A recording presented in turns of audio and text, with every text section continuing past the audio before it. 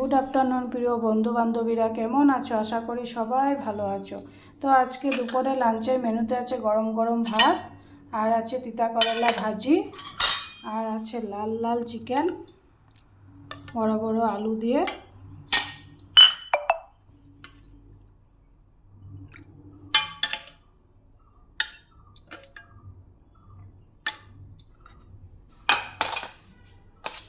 আর আছে ডিম দিয়ে, শুটকি দিয়ে, আলু দিয়ে ঝোল।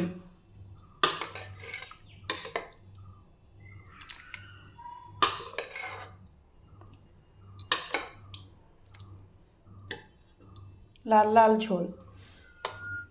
কেমন হয়েছে বন্ধুরা লাঞ্চের মেনুটা? একদম ফাটাফাটি না?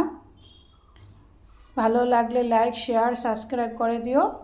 ভালো থেকো, সুস্থ থেকো, টাটা।